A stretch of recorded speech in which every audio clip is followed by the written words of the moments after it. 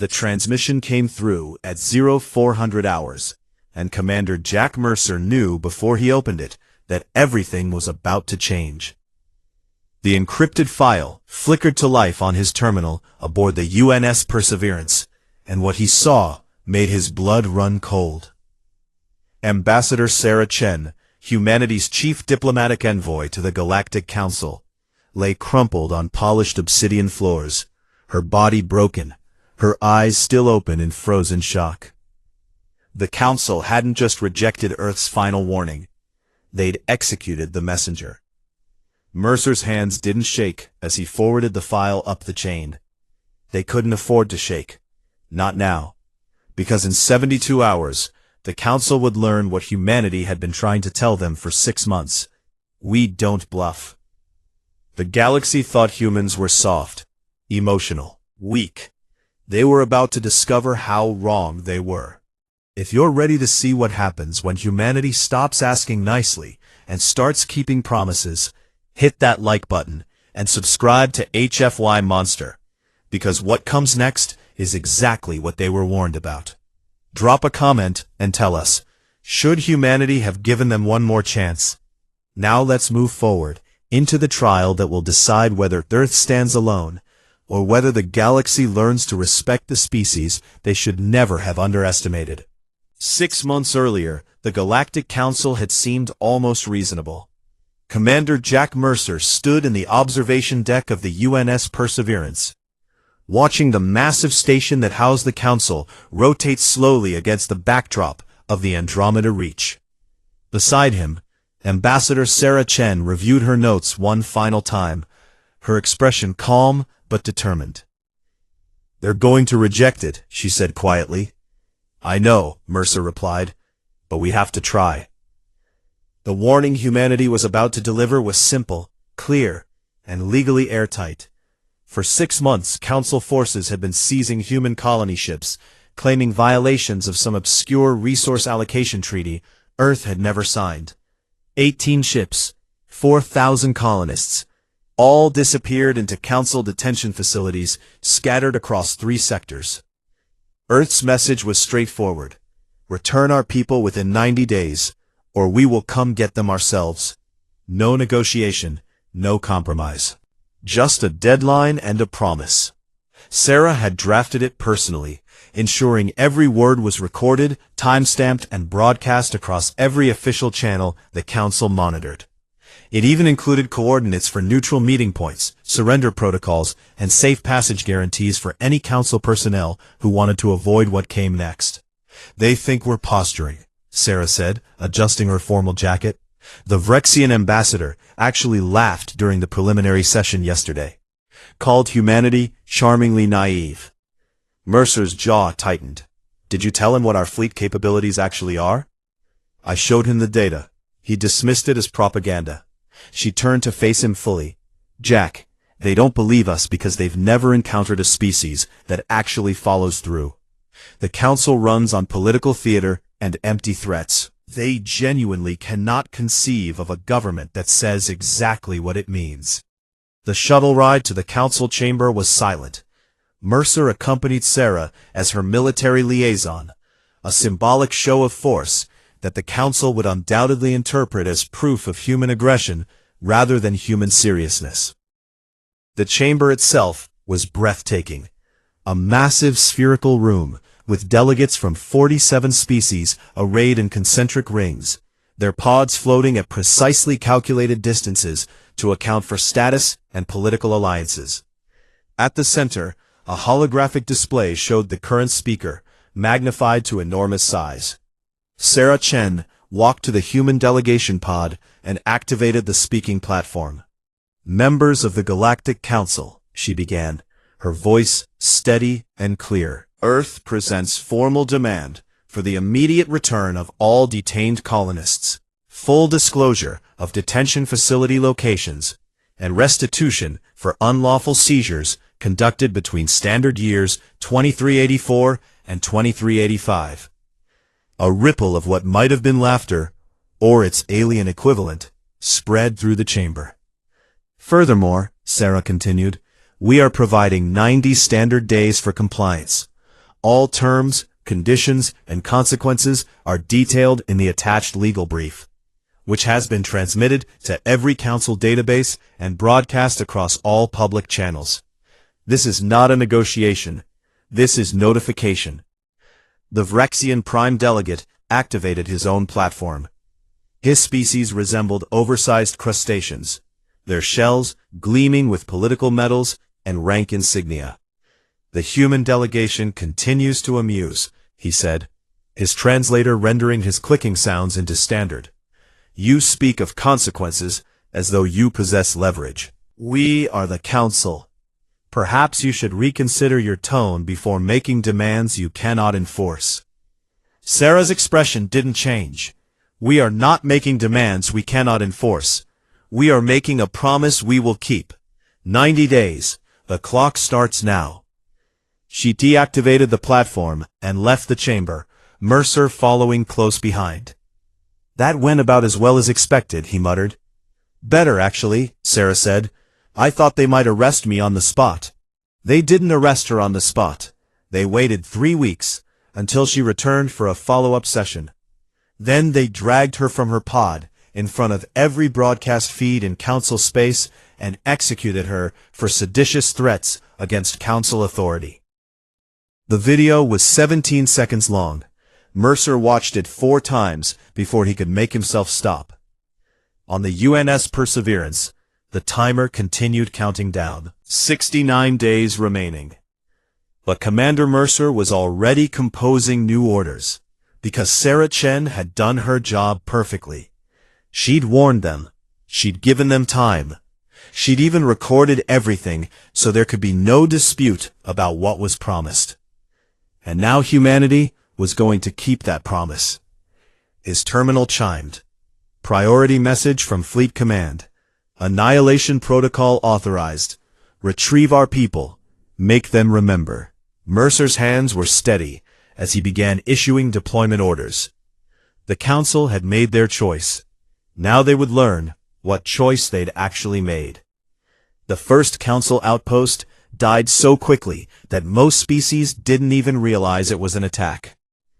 Commander Mercer stood in the tactical center of the Perseverance, watching holographic displays update in real time as Task Force Delta executed the opening move. The outpost was a minor intelligence station in the Kestor Belt, officially unmanned, actually housing surveillance equipment monitoring human colony traffic.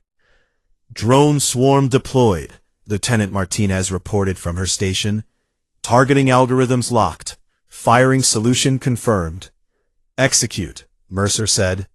3,000 autonomous combat drones, each no larger than a human fist, erupted from cargo pods scattered throughout the asteroid field. They moved in perfect coordination, their AI networked through quantum entanglement that made jamming impossible. The Council's defensive grid never had a chance to acquire targets.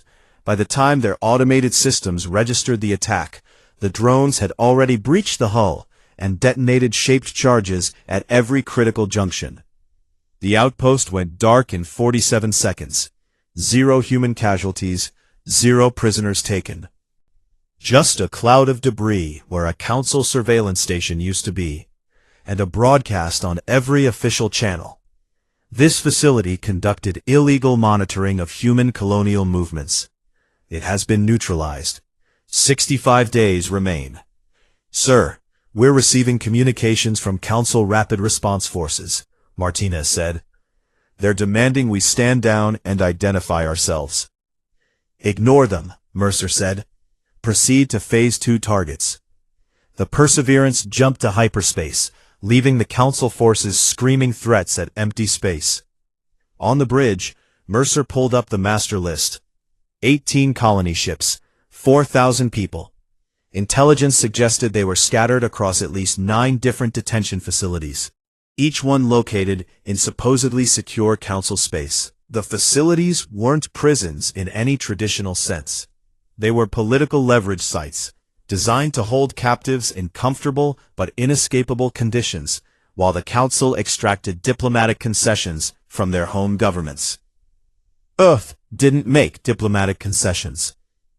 Commander, his XO said quietly, we're getting reports from our intelligence network.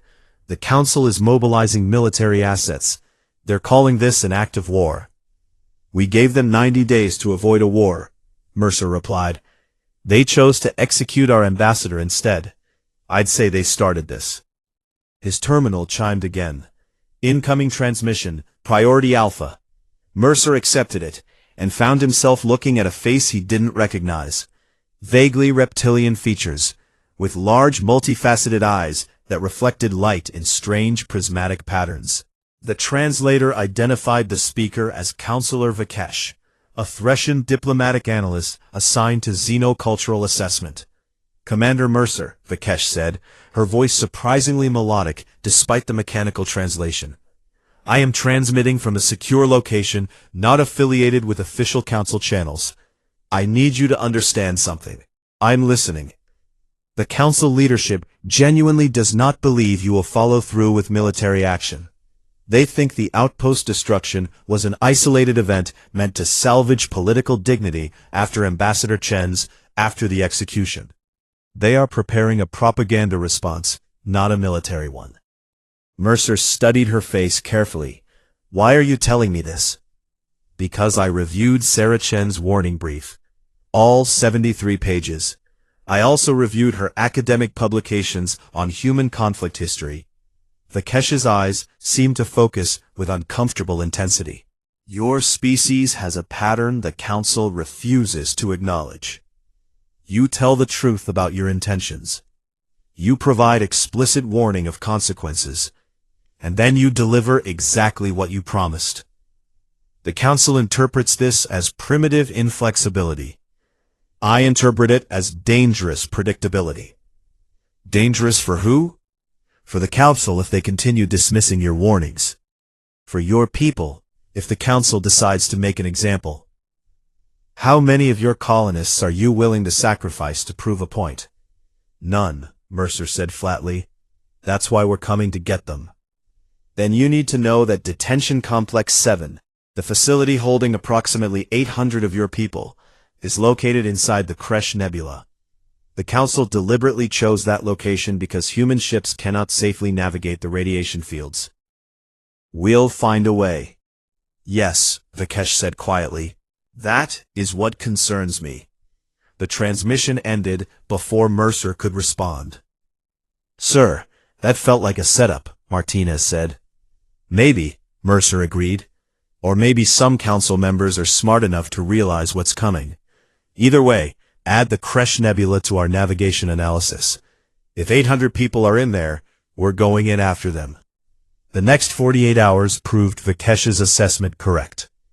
The Council issued a formal statement condemning human terrorism and demanding immediate reparations for the destroyed outpost. No mention of returning the colonists. No acknowledgement of Sarah Chen's warning. Just political theater and empty threats.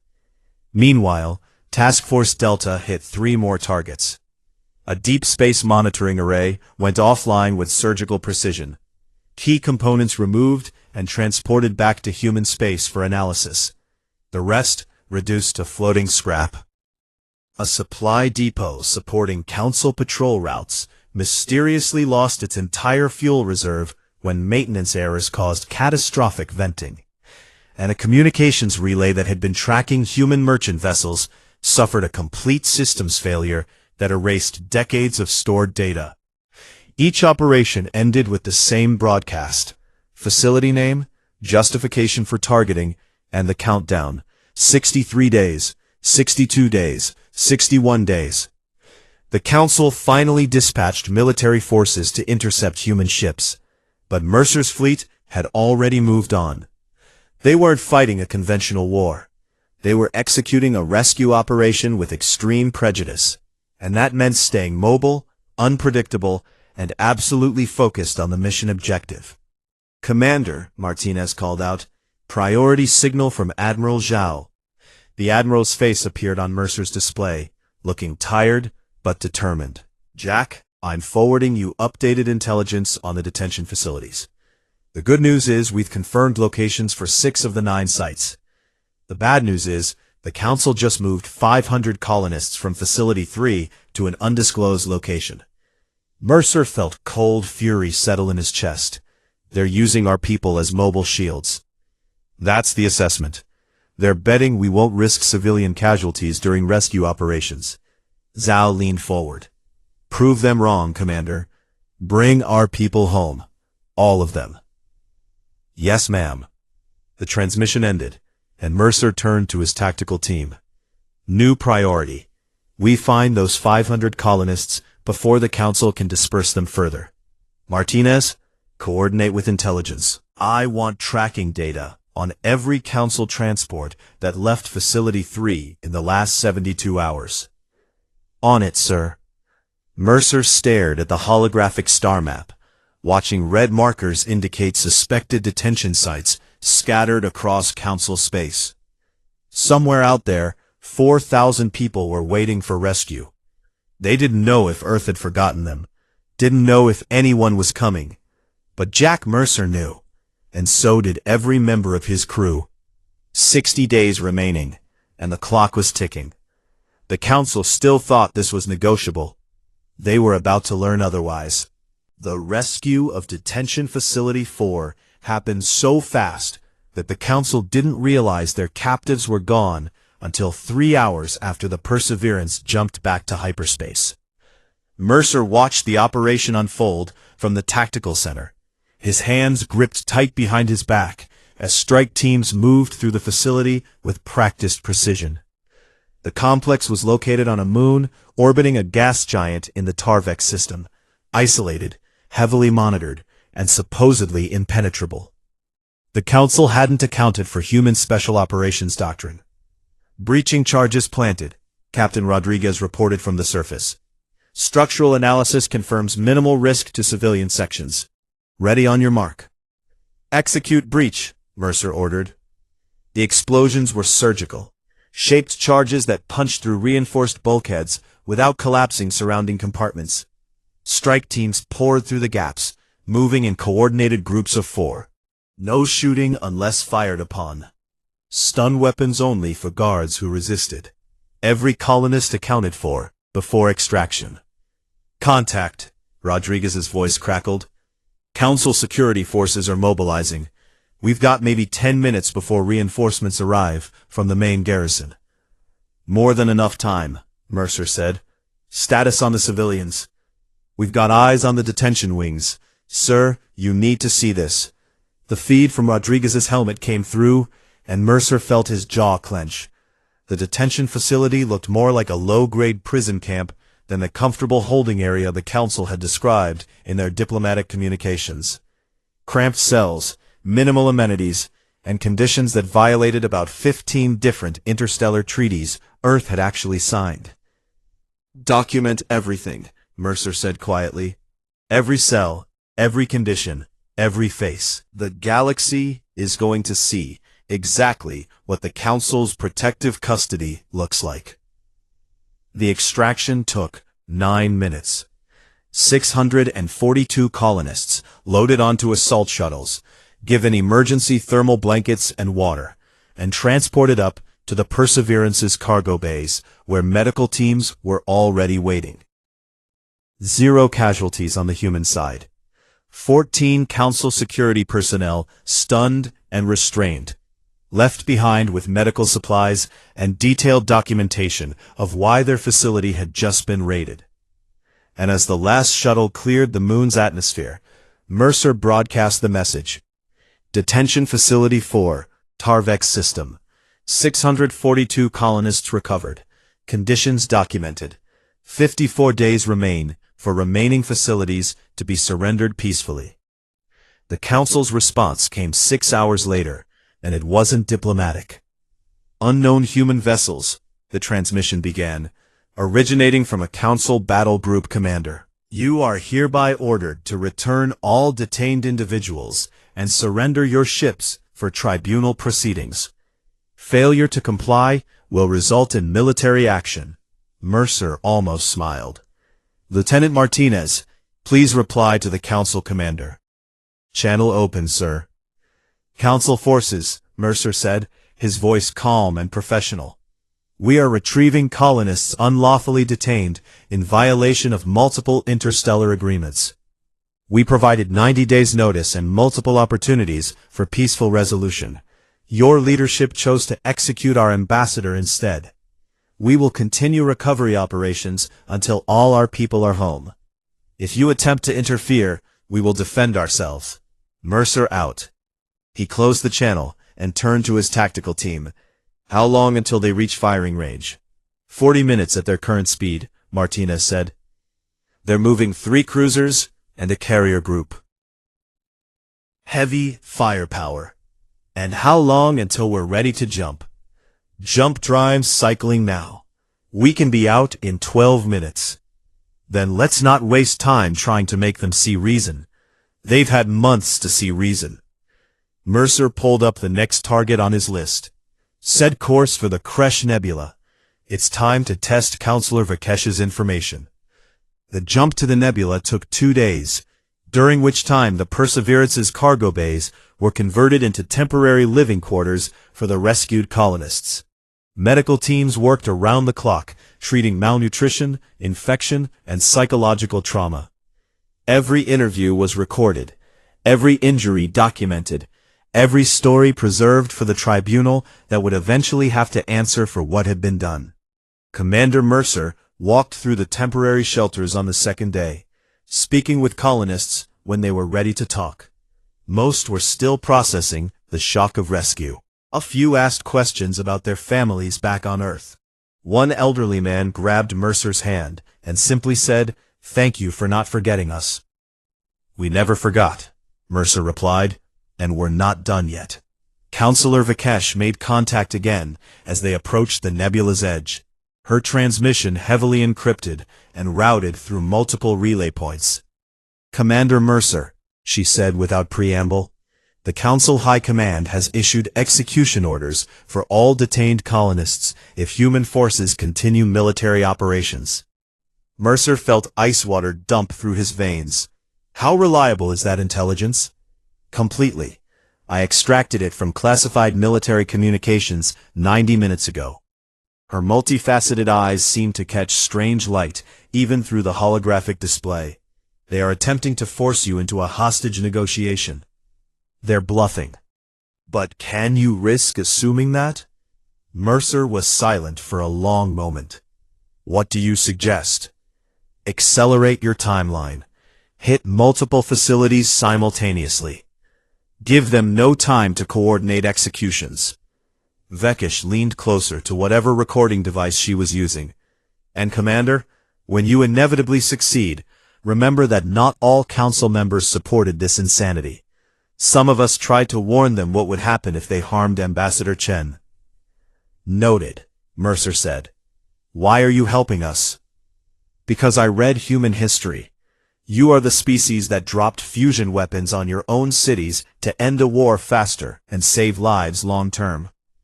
You are the species that burned your own capital rather than let it be conquered. You do not bluff, you do not posture, and you do not forget. She paused.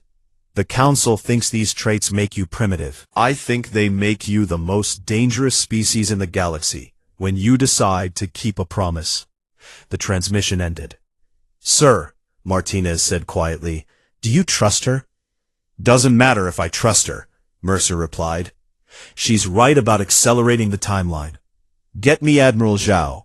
We need to coordinate a multi-vector assault, and we need it yesterday. The briefing took 4 hours.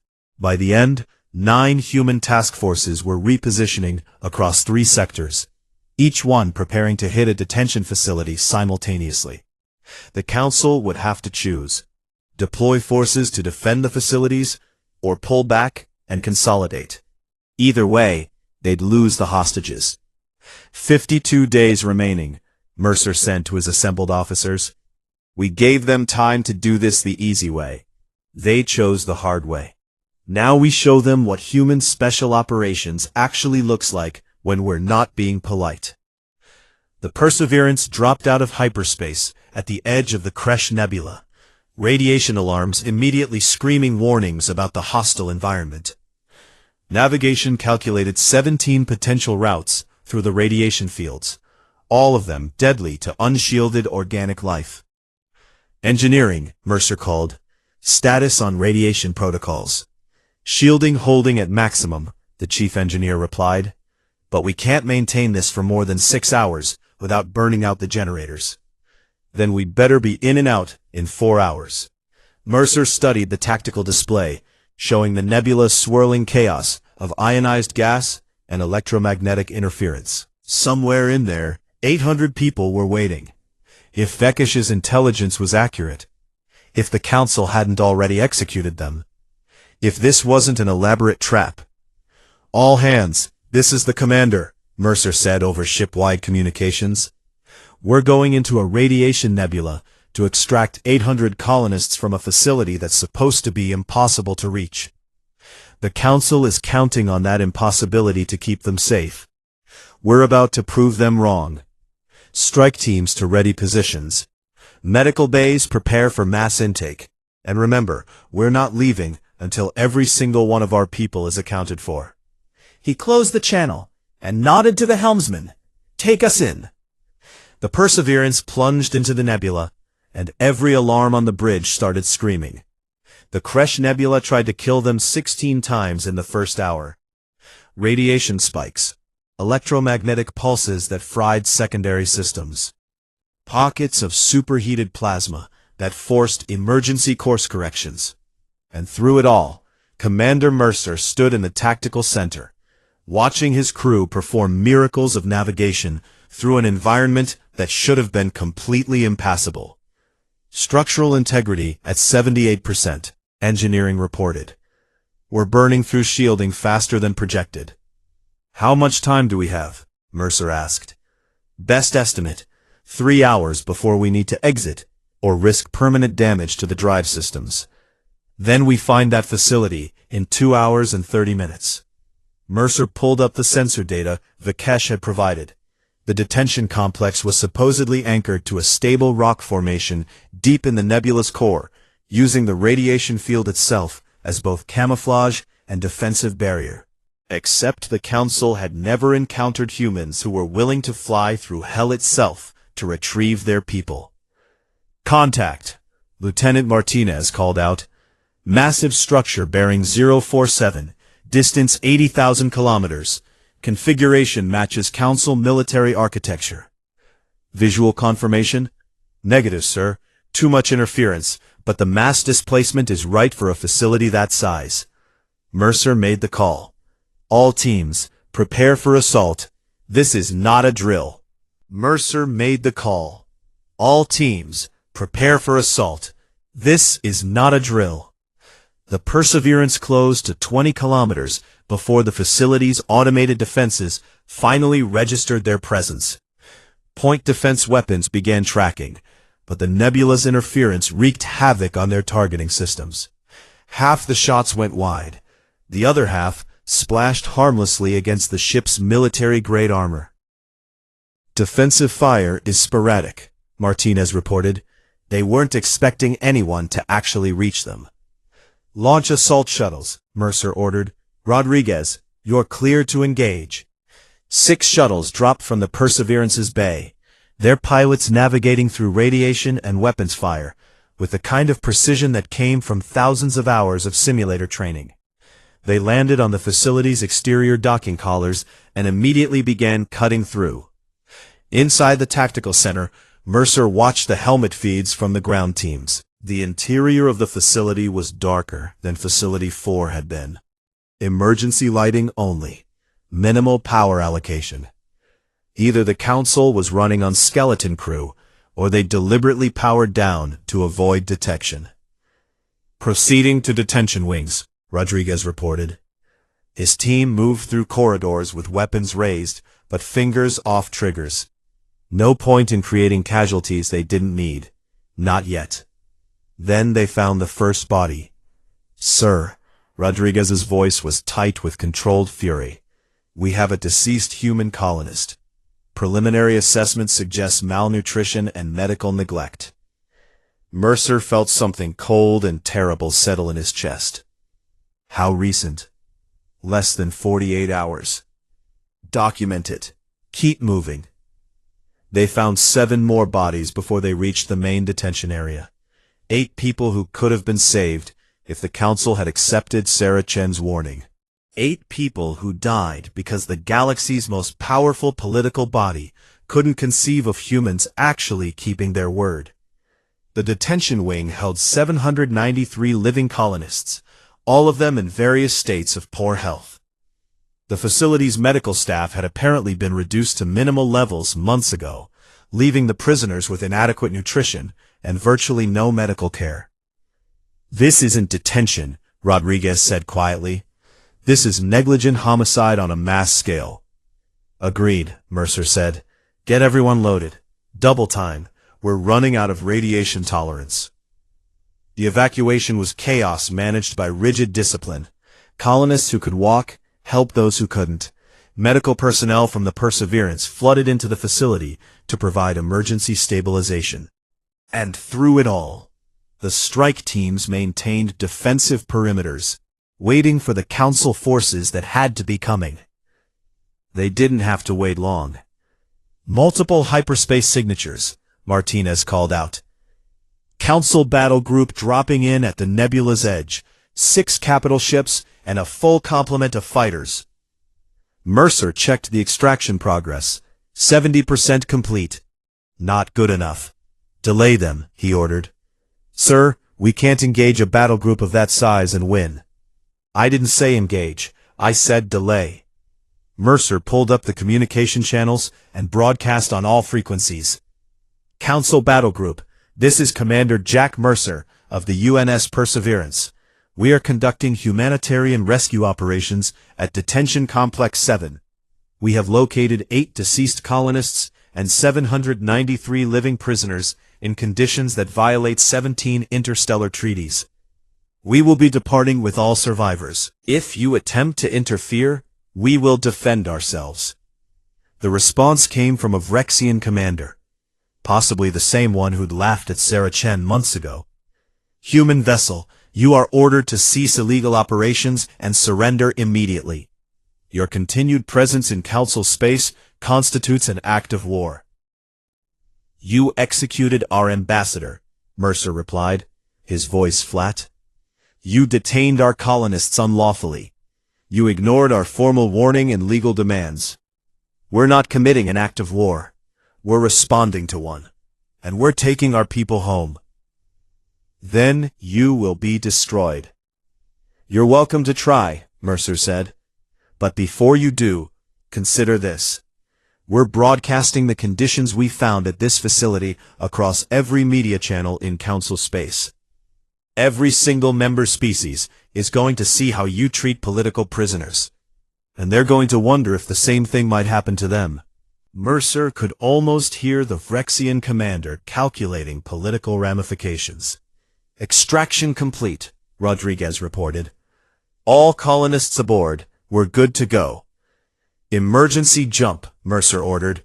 "Shortest possible route out of the nebula. Don't worry about drive stress."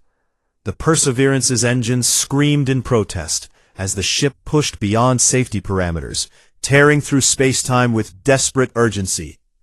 Behind them, the Council battle group opened fire, but the nebula's interference scattered their targeting. Plasma bolts carved through empty space where the human ship had been milliseconds before. They burst out of the nebula, with alarms blaring and half the systems on the Perseverance reading critical damage. But they were out, and 800 colonists were safe. No, 793 colonists were safe. 8 had died waiting for rescue that came too late. Mercer stared at the casualty reports and made a decision. "Martinez, open a priority channel to Admiral Zhao. Tell her we need to accelerate the remaining operations. No more delays. No more careful timing. We hit every remaining facility simultaneously within the next 24 hours. "Sir, that's going to stretch our forces dangerously thin." "The Council just killed 8 of our people through deliberate neglect," Mercer said quietly. "How many more will die if we keep playing it safe? How many more can we afford to lose while we're being cautious?" Martinez met his eyes and nodded. "I'll coordinate with the other task forces." As the Perseverance jumped to rendezvous coordinates, Mercer received another encrypted transmission from Counselor Vekish. "Commander," she said, and for the first time her melodic voice carried something like fear. "The Council High Command just authorized use of biogenic weapons against human targets. They're going to destroy entire facilities rather than let you rescue the colonists." Mercer felt the world narrow to a single point of absolute clarity. "When?" he asked. 48 hours, maybe less. Then we have 48 hours to end this." He leaned toward the display. "Vekish, I need you to do something for me. I need you to broadcast Sarah Chen's original warning, the full 73-page brief, to every single media outlet in Council space." "Can you do that?" "Yes, but it will expose my involvement. The consequences will be nothing compared to what happens if the Council kills thousands of innocent people to avoid admitting they were wrong," Mercer interrupted. "Please, let the galaxy see what we warned them about. Let them see that we told the truth." Vekesh was silent for a long moment. "I will do this, but Commander Mercer, you must succeed. If you fail now after everything, the Council will bury this so deep that no one will ever know what really happened." "Then we won't fail." The transmission ended, and Mercer turned to face his crew. Every eye in the tactical center was on him, waiting for orders. "Listen up," he said. "In 48 hours, the Council is planning to execute every remaining colonist rather than let us rescue them. We have 9 detention facilities left to hit, and we're going to hit all of them at the same time. This means splitting our forces thinner than we'd like. This means taking risks we'd normally consider unacceptable. But it also means bringing our people home before the Council can murder them." He pulled up the tactical display, showing all 9 target locations scattered across 3 sectors. Task Force Alpha hits Facility 1 at the Kessler Outpost. Beta takes Facility 6 near the Threshold Gate. Gamma goes after the hidden site, Vekesh flagged in the Outer Rim. The rest of you know your targets. Mercer paused, looking at each officer in turn. "We gave them 90 days. They gave us 8 dead colonists and a death sentence for thousands more. Now we show them what happens when humanity stops being patient and starts being thorough." Questions? Silence. The simultaneous assault on 9 Council detention facilities began at precisely 0600 hours, coordinated across 3 sectors through quantum-encrypted communications that made interception impossible. Commander Mercer watched it unfold from the Perseverance's tactical center, holographic displays showing all 9 operations in real time. His ship was leading the assault on Facility 2, a converted cargo station in the Antares Belt that supposedly held 800 colonists. "Approaching target," the helmsman reported. "Defensive grid is active but minimal. They're not expecting us." "They should have expected us months ago," Mercer said. "Rodriguez, status on strike teams." "Locked and loaded, sir. Ready to deploy on your mark." Across 3 sectors, 8 other human commanders were giving identical orders to their own teams. The Council had scattered Earth's colonists across isolated locations, betting that humanity couldn't mount simultaneous rescue operations on such a large scale. They'd forgotten that humans had been coordinating complex military operations across entire planets since before most Council species achieved spaceflight. "All teams report ready," Martinez said. "We're synchronized across all 9 targets. Execute," Mercer ordered. The assault was devastating in its precision. Shaped charges blew open docking collars. Strike teams poured through with non-lethal weapons and clear rules of engagement. Secure the colonists, document everything, minimize casualties on both sides. The Council guards at most facilities surrendered immediately when they realized they were facing professional military operators instead of desperate refugees. At Facility 2, Rodriguez's team encountered unexpected resistance. "Contact," his voice crackled over comms. "We've got Council Special Forces here. They're in full combat gear, and they're not backing down." "Rules of engagement?" Mercer asked. "Sir, they're positioned between us and the colonist detention wings. If we try to go around, They'll have time to. Commander, I think they're wired to demolish the facility. Mercer felt cold certainty settle over him. Can you disable the charges? Not without going through the Special Forces team. Then go through them. Authorized to use lethal force if they will not stand down. Mercer switched to direct broadcast on Council military frequencies. Council forces at Facility 2. This is Commander Jack Mercer. We are aware of the demolition charges. If you detonate, you will kill 800 unarmed civilians along with yourselves. Stand down immediately, and we will guarantee your safety. You have 60 seconds to comply. The response came from a Vrexian Special Forces officer. Human Commander, we have our orders. If you do not withdraw, we will execute those orders. Your orders are to commit mass murder, Mercer said. Are you really willing to die for that? We serve the Council. The Council is going to fall, Mercer said quietly.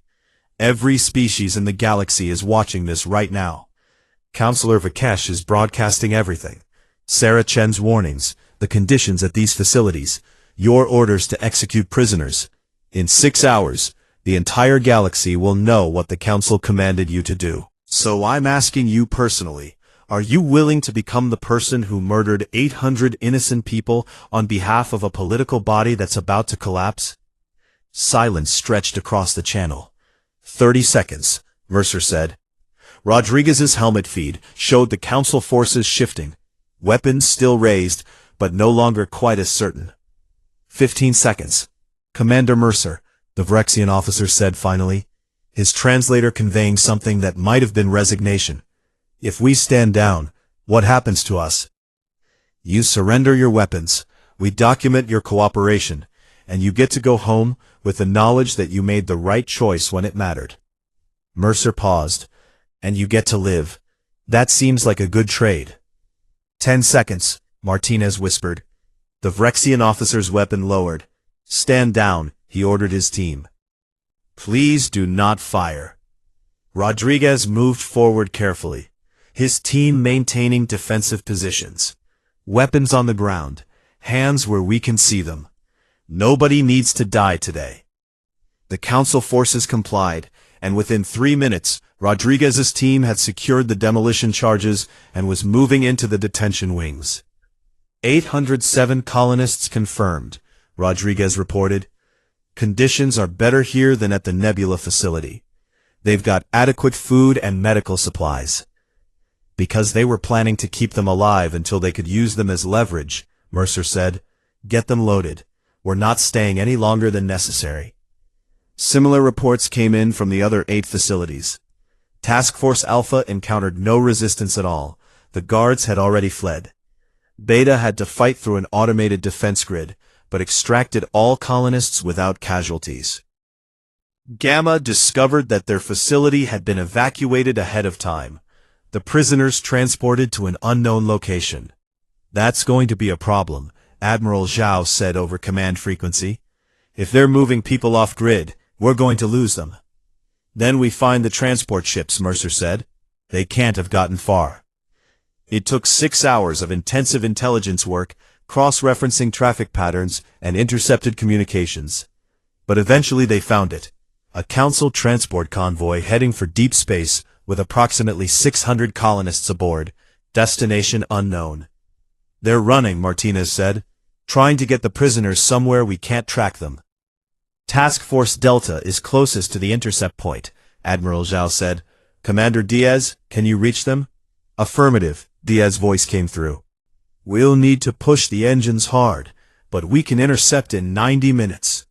Do it, Zhao ordered. Mercer watched the tactical display as Task Force Delta moved to intercept, his ship too far away to help. This was the gamble they'd taken when they split their forces. If something went wrong at any single location, the other ships might not be able to provide support. Diaz, Mercer said quietly, those transports might be wired to self-destruct. Approach with extreme caution. Understood, Commander. We'll be careful. The 90 minutes felt like hours. Across 9 facilities, colonists were being loaded onto human ships. Medical teams were treating injuries and malnutrition, and Council forces were either surrendering or fleeing. The operation was working. Against all odds, it was actually working. Then Diaz's voice came through, tight with tension. Contact with transport convoy. They're refusing to stop. Commander, they're heading toward the Valrix anomaly. Mercer's blood went cold. The Valrix anomaly was a spatial distortion, a naturally occurring gravitational singularity that made hyperspace jumps impossible within 100,000 kilometers. Ships that got too close were pulled in and crushed. They're going to suicide run rather than surrender the prisoners, Admiral Zhao said. Like hell they are, Mercer replied. Diaz, I need you to disable those transports before they reach the anomaly's gravity well. Sir, we'd have to fire on civilian vessels. Those vessels are about to kill 600 people. You have authorization to use necessary force to prevent that. Target their engines only. Disable them, don't destroy them. Copy that. Engaging. The tactical display showed Task Force Delta moving into firing position, their precision weapon systems locking onto the transport convoy's engine sections. The first shots were perfect. Electromagnetic pulse warheads that fried the ship's propulsion systems without breaching hulls or endangering passengers. 2 transports went dead in space, their engines dark. The third transport continued accelerating toward the anomaly. They've got some kind of backup system, Diaz reported. We can't shut them down remotely. Then board them, Mercer said. Rodriguez, can you get a shuttle to that transport in time? Checking. Yes, barely, but we'll need to cut through their hull mid-flight. It's gonna be risky. Do it. The shuttle launched, burning hard to match the transport's acceleration. Rodriguez and his team braced themselves as the pilot performed a maneuver that would have been impossible without neural-enhanced reflexes and bleeding-edge flight computers. The shuttle slammed against the transport's hull with magnetic locks, and Rodriguez's team started cutting through. 60 seconds to anomaly gravity well, Diaz reported. After that, they're gone. Rodriguez's team breached the hull and poured inside, moving through corridors filled with terrified colonists who had no idea what was happening. They reached the bridge in 40 seconds and found it sealed. Breaching charges, Rodriguez ordered. 30 seconds to point of no return, Diaz said. Rodriguez stormed the bridge and found a Vrexian captain at the controls, his manipulator appendages hovering over the self-destruct mechanism. Don't, Rodriguez said, his weapon-trained center mass. Better dead than slaves to humanity, the captain said. We're not here to enslave anyone, Rodriguez replied. We're here to rescue people the Council kidnapped. Step away from the controls, please. 15 seconds, Diaz's voice was almost breaking.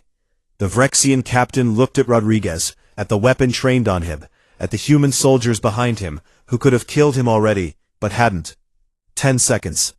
The captain stepped away from the controls. Rodriguez moved like lightning, slamming emergency protocols that killed the engines and engaged the transport's emergency reverse thrusters. The ship shuddered, momentum fighting against the sudden deceleration. 5 seconds, Diaz said.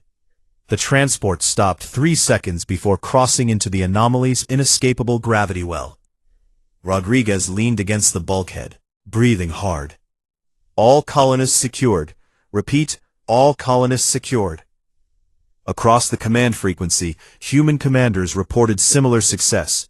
9 facilities raided. 2,700 colonists recovered. Total human casualties, 3 injured, none killed. Council casualties, minimal. Most surrendered. Some fled. A handful fought and died, but not many. And across the galaxy, Counselor Vikesh's broadcast was spreading. Sarah Chen's full warning brief, video documentation of detention facility conditions. The Council's orders to execute prisoners rather than release them. The political fallout was instantaneous. Commander, Martinez said quietly, we're receiving communications from 17 different Council member species. They're demanding emergency sessions, votes of no confidence. Some are calling for the entire High Command to stand trial. Mercer nodded slowly. How many colonists are still unaccounted for? Cross-referencing all facilities, approximately 300. Scattered across detention sites we haven't identified yet. Then we keep looking, Mercer said. We don't stop until every single one is home. His terminal chimed. Incoming message from Counselor Vekesh, transmitted through channels that were now openly identified rather than encrypted. Commander Mercer, she said, and her multifaceted eyes seemed to carry something like satisfaction. I have been formally charged with treason by the Council High Command. I will likely be arrested within hours, but before that happens, I wanted you to know. Ambassador Sarah Chen was right about everything. She warned us. She gave us time. She offered peace, and we killed her for it. I'm sorry, Mercer said. Don't be. I chose this. Vekesh leaned closer to her recording device. The Council is collapsing, Commander. 23 species have withdrawn support. The Virexian delegation just called for new elections, and every single media outlet in known space is running your documentation of what was done to your colonists. What happens to you? I suspect I will stand trial alongside the High Command members who ordered Ambassador Chen's execution. Her voice carried what might have been a smile. I can think of worse fates than being tried alongside the people I helped bring down. The transmission ended. Sir, Martinez said, Admiral Zhao is requesting priority communication. The Admiral's face appeared on Mercer's display, looking exhausted, but triumphant. Jack, the Council just transmitted unconditional surrender terms. They're offering to return all remaining colonists, provide full reparations, and submit to an independent tribunal for war crimes prosecution. Mercer felt something unclench in his chest. Do we trust it? We verify it. But yes, I think they're finally understanding that we meant every word of Sarah Chen's warning. Zhao paused. You did it, Commander. You brought them home. Not all of them, Mercer said quietly, thinking of the 8 bodies they'd found at the Nebula facility. No, Zhao agreed. Not all of them. More than the Council thought possible. The Perseverance jumped to rendezvous coordinates, its cargo bays full of rescued colonists, its crew exhausted but victorious. And across the galaxy, the Council that had ruled for 3,000 years began to fracture under the weight of its own arrogance. They'd been warned. They'd ignored the warning. And now they would live with the consequences. The tribunal convened 6 months later on a neutral station in the Kessler Reach, with representatives from 73 species in attendance. Commander Jack Mercer sat in the observers gallery, watching as the Council's High Command stood trial for war crimes, unauthorized detention, and the execution of Ambassador Sarah Chen. Beside him, wearing formal diplomatic attire that looked uncomfortable on someone clearly more suited to tactical gear, sat Captain Rodriguez. Never thought I'd see this, Rodriguez murmured. Neither did they, Mercer replied, nodding toward the defendants. The prosecution presented evidence methodically and thoroughly. Sarah Chen's warning brief, time-stamped and recorded. Video documentation from every detention facility. Medical reports showing malnutrition, neglect, and the 8 deaths that could have been prevented. Testimonies from rescued colonists describing conditions they'd endured. And most damning of all, intercepted communications showing the Council High Command's orders to execute all prisoners rather than allow human rescue operations to succeed. The Virexian Prime Delegate, the same one who'd laughed at Sarah Chen's warning, sat in the defendant's dock with his shell dulled by shame. When asked to respond to the charges, he simply said, "We did not believe they would keep their word." The chief prosecutor, a Threshan jurist with the same multifaceted eyes as Counselor Vekesh, leaned forward. Ambassador Chen provided 90 days' notice. She outlined specific terms. She even included surrender protocols and safe passage guarantees. What part of that did you not believe? All of it, the Virexian admitted. In our experience, such ultimatums are political theater. Species threaten. They posture. They negotiate. They do not simply do exactly what they warned they would do. And yet, humanity did. Yes, the Vrexian's translator conveyed something that might have been bitter understanding. They warned us. We killed their ambassador. And then they kept their promise anyway. In the gallery, Mercer felt Rodriguez tense beside him. Easy, Mercer said quietly. This is how justice works. We document. We prosecute. We let the evidence speak.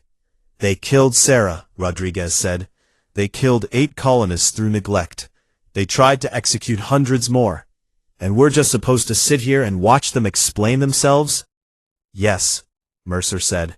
Because that's what separates us from them. We told the truth.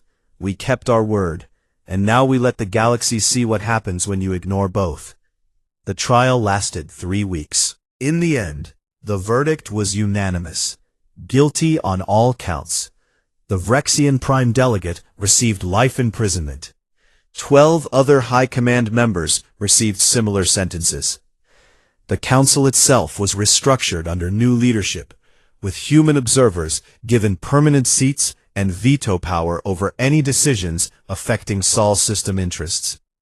But the real changes happened in the spaces between official proceedings.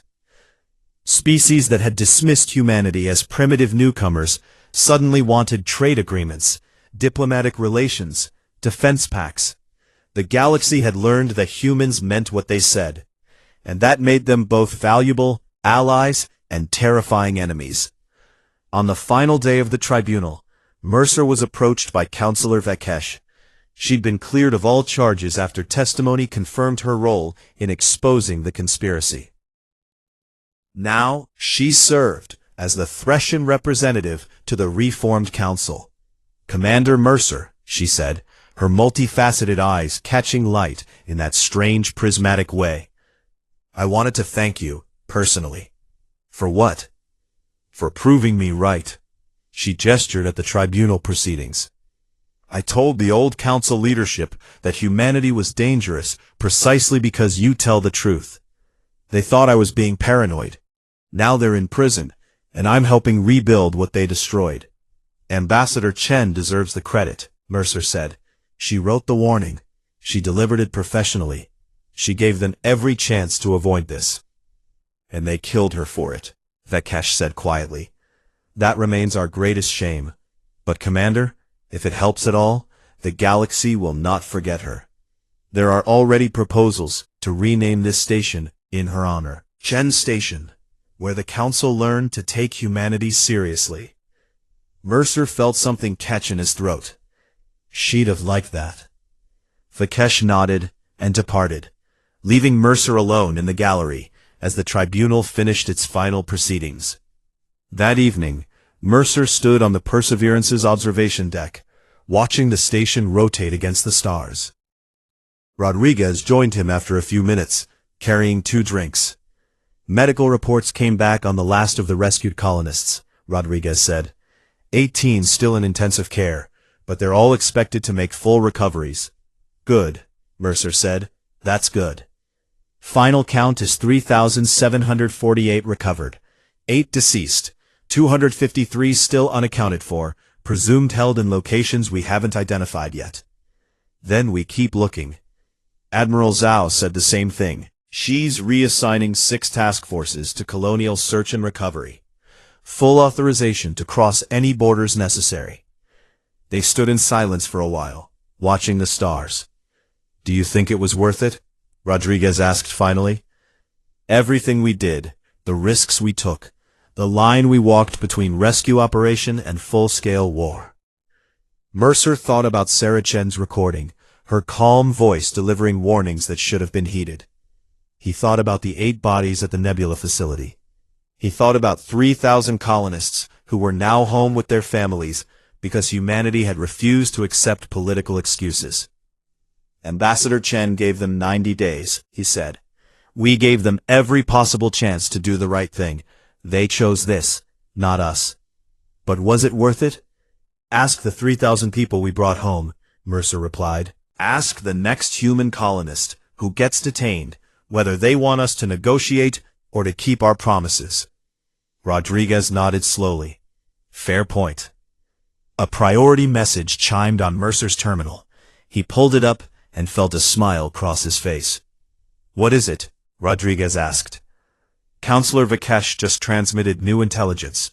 She's identified 3 more detention facilities where Council loyalists might be holding the remaining colonists. Mercer forwarded the data to the Perseverance's tactical team. Looks like we're not done yet. How long until we can deploy? 12 hours, maybe less. Mercer set down his drink and turned to face his friend. Get the strike teams ready. We've got more people to bring home. Yes, sir. As Rodriguez departed to prepare the crew, Mercer pulled up the memorial file they'd assembled for Ambassador Sarah Chen. Her face looked out from the display, professional and determined, even in the official photograph. We kept your promise, Mercer said quietly. We gave them time. We warned them. And when they killed you, we didn't escalate out of anger. We just did exactly what you said we'd do. The galaxy had learned its lesson. Humanity didn't bluff. Humanity didn't posture. Humanity gave fair warning and then followed through with absolute precision. And now, 6 months after Sarah Chen's execution, the council that had ruled the galaxy for 3,000 years was rebuilding itself under new leadership that understood one simple truth. When humans make a promise, they keep it. The Perseverance's engines hummed to life as the crew prepared for their next deployment.